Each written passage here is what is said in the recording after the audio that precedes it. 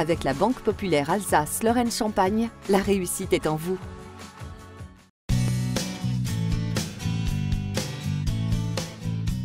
Bienvenue dans l'édition spéciale Demain dès l'aube numéro 2. Ces émissions nous permettent de prendre le pouls du monde économique au bois. Aujourd'hui, nous allons parler avec l'artisanat, avec la CAPEB Aube. Philippe Couturier, vous êtes le président de Demain dès l'aube. Est-ce que vous pouvez nous présenter vos invités ? Oui, bien sûr. Donc tout d'abord, je voulais remercier quand même nos partenaires sur ces émissions qui est la Banque Populaire Alsace-Champagne-Lorraine et puis Thème Radio qui diffuse aussi ces émissions. Donc aujourd'hui, on a la chance d'avoir avec nous Nicolas Favin, du secrétaire général de la CAPEB, et monsieur Angelo Paganessi qui est artisan maçon et président aussi de la CAPEB.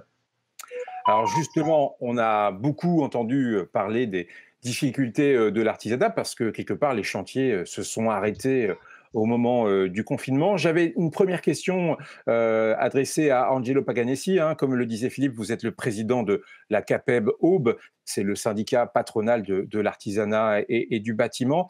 Quelle est la situation de l'artisanat dans l'Aube après 6 semaines de confinement ? Bonjour à tous déjà. Donc l'artisanat dans l'Aube, en ce moment, on va dire il y a 90% des entreprises artisanales qui ont arrêté leur activité ou partiellement depuis le 17 mars. Ensuite, en mars, il y a eu 75% à peu près de nos entreprises qui ont subi une baisse d'activité au moins de 25% par rapport à 2019. Oui. Ça donne donc le pouls de la situation. Racontez-vous de votre quotidien en tant qu'artisan. Comment ça se passe chaque jour ? Alors, chaque jour, déjà, pour reprendre une activité, il faut former et informer nos salariés sur les gestes à mettre en place dans l'atelier ou sur les chantiers. Ça, c'est déjà une grosse partie parce qu'on a la responsabilité de nos salariés.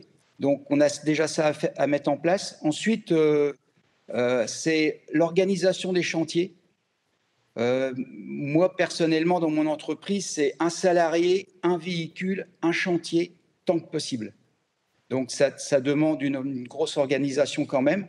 Et ensuite, sur les chantiers, c'est aussi une non-coactivité avec les autres entreprises. C'est-à-dire qu'avec les entreprises qui vont intervenir sur le même chantier que moi, on élabore bien un planning pour ne pas se croiser, pour justement éviter d'avoir trop de monde sur les chantiers. Et ça, c'est surtout, nous, en tant qu'artisans, on intervient chez des particuliers. Oui, quand on vous entend, on se rend compte que vous devez individualiser les chantiers là où c'est normalement collectif et où il y a forcément énormément de personnes en même temps sur tel ou tel travaux. Nicolas Favin, vous êtes le secrétaire général de la CAPEB Aube. Quel retour avez-vous de vos membres ? Est-ce que ça ressemble à ce que nous raconte Angelo ? Oui, tout à fait. Alors, déjà, la CAPEB et la CNATP, pour les travaux publics de l'Aube, regroupent 750 entreprises. Donc, ça va du travailleur indépendant à des entreprises qui peuvent compter une quarantaine de salariés. Donc, chaque situation est un peu différente selon la taille, le secteur géographique où ils exercent et même les types de marchés, privés, publics. Mais globalement, les entreprises ont toutes été fortement ébranlées par cette crise. Et il y a de grosses inquiétudes pour la pérennité de certaines structures. Est-ce qu'il y a des artisans plus touchés que d'autres, des secteurs de l'artisanat plus touchés que d'autres ? Pour certaines, les conséquences pourraient être fatales. On pense notamment aux créateurs d'entreprises qui ont souvent une trésorerie encore très fragile, et puis des entreprises qui étaient déjà dans une situation financière compliquée, et qui pourraient, pour lesquels la crise pourrait sonner le glas. Angelo Paganessi, est-ce que les contraintes sanitaires que vous évoquiez sont faciles à appliquer ? Comment ça se passe sur le terrain ? Celles que vous appliquez en ce moment et celles que vous allez devoir encore plus appliquer dans les prochaines semaines ? Disons que celles qu'on applique en ce moment, ça va être pratiquement les mêmes qu'on va appliquer plus tard. Parce que déjà maintenant, les salariés, quand ils sont à deux ou plusieurs sur un chantier, il faut qu'ils aient un masque. Et notre problème pour l'instant, c'est de trouver en quantité suffisante. Ensuite, l'autre contrainte, c'est quand on intervient chez nos clients, on a un dossier, enfin un protocole à mettre en place avec eux. Et pour l'instant, je trouve que mes clients jouent bien le jeu. C'est-à-dire qu'on leur demande de ne pas intervenir dans l'espace où notre salarié travaille. Et pour l'instant, c'est assez bien tenu. Et ce que je voudrais aussi ajouter en tant que président de CAPEB, c'est que les entreprises quand même fassent bien attention à leurs salariés et tout, ne fassent pas n'importe quoi. Parce que moi, en me déplaçant, je vois encore des entreprises qui travaillent sans protection, enfin des gars qui n'ont pas de protection et qui sont presque l'un contre l'autre, quoi. Et je voudrais les mettre en garde, faire attention à ça. Nos artisans sont quand même équipés, vont venir travailler en sécurité chez eux et qui ne nous ferment pas non plus leurs portes, parce qu'il y a aussi ça. Il y a des particuliers, des clients qui refusent d'avoir des entreprises chez eux. C'est forcément un échange, en effet. Ce n'est pas uniquement une organisation en interne, c'est un échange entre le client, le particulier ou l'entreprise qui vous a commandé un chantier et évidemment ce que vous pouvez apporter en tant que qualité sanitaire. Nicolas Favin, vous avez mis en place une communication, je crois, avec des affiches disant quelque part « ouvrez nos portes, nous sommes prêts à faire les chantiers ». Effectivement, on engage, et notamment auprès du particulier, une campagne de communication qui s'intitule « Mon artisan respecte les gestes barrières, j'ouvre ma porte »,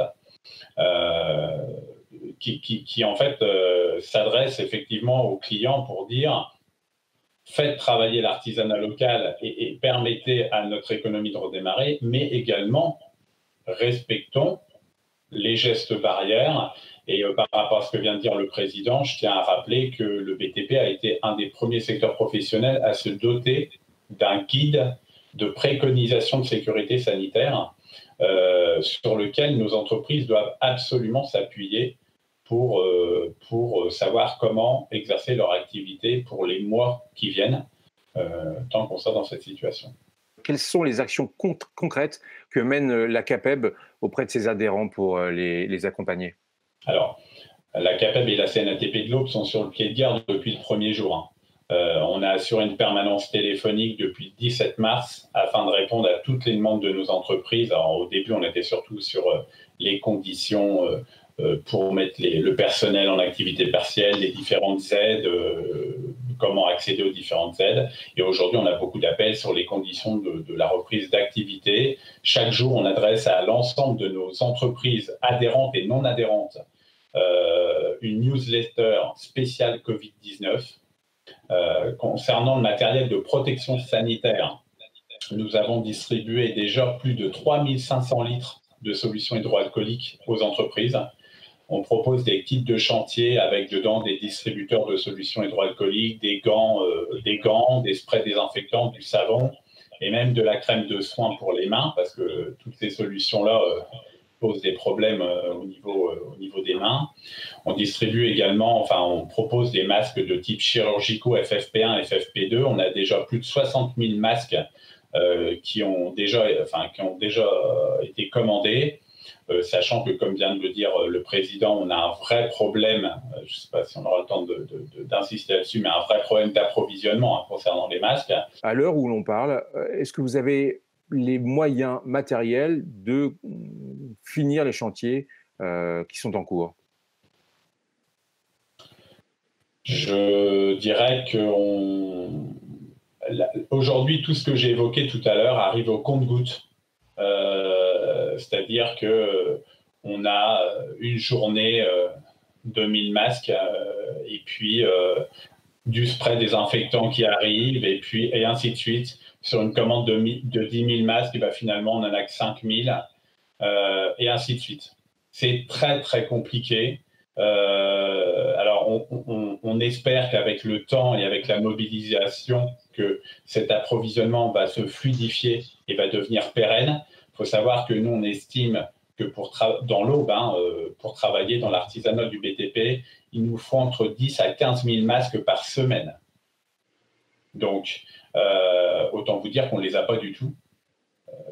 et que on est en train de fournir autant que possible les entreprises pour un redémarrage, mais on se pose des questions pour l'avenir.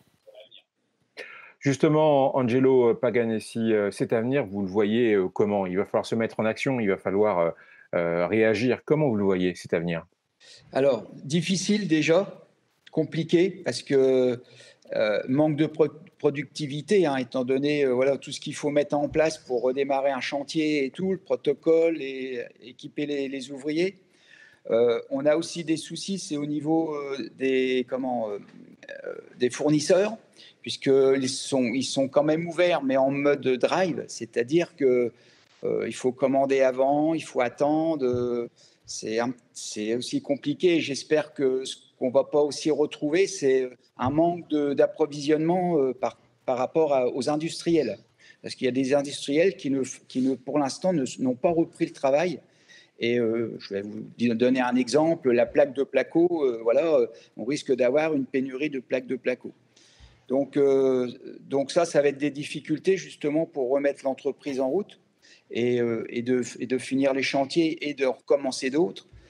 Et puis après, ce qu'il faut faire, c'est aussi la trésor. Moi, tous les matins, je regarde mon compte, je regarde, et je fais attention à ma trésor. Qu'est-ce qui va pouvoir rentrer, pas rentrer. Et ça, c'est aussi un souci quand même. C'est un souci parce que on veut que nos entreprises, elles tiennent la route et elles perdurent, quoi. Donc voilà, donc c'est un peu tout ça. En tout cas, on voit que vous êtes en pleine action et que vous ne baissez pas les bras. Philippe Couturier, un mot de conclusion. On voit que pour redémarrer l'économie, ce sera une chaîne de solidarité. Angelo Paganessi évoquait cette situation d'un particulier qui refuse ou pas, qui accepte ou pas un chantier dans sa maison. Ça sera une chaîne de solidarité collective et tout le monde est impliqué. Tout à fait, c'est vraiment ce qu'on ressentait et je dirais ça justifie ces émissions que nous sommes en train de faire. Justement, c'est un appel aux Aubois pour dire ouvrez vos portes, faites venir vos artisans. Et on a abordé ça avec Nicolas Favin et Angelo quand on a préparé cette émission. C'est que les devis qui étaient acceptés aussi il y a 6 mois, si on doit les réaliser aujourd'hui, eh bien forcément, ça va entraîner des coûts supplémentaires. Il faudrait que les Aubois comprennent que ce qui était vrai il y a 6 mois n'est plus vrai aujourd'hui, parce qu'avec les gestes barrières, un chantier qui devait faire 1 semaine va faire peut-être 15 jours. Donc tout ça, c'est une prise de conscience que le consommateur doit comprendre. On ne va pas dire que tout est différent maintenant, mais il y a des choses qui sont incompressibles et la santé financière des entreprises du bâtiment est très importante et un chantier qui se fait en 1 semaine est beaucoup plus cher qu'un chantier qui se fait en 2 jours. N'est-ce pas, Nicolas? Je crois que tu m'avais parlé de cela. Un signal et une prise de conscience, c'est ce que doit déclencher cette émission auprès des acteurs du bâtiment, mais aussi auprès de tout à chacun et de tout au bois. Merci à tous les 3 d'avoir participé à cette 2e émission spéciale de Demain dès l'aube. On se retrouve la semaine prochaine pour une nouvelle thématique. À très bientôt.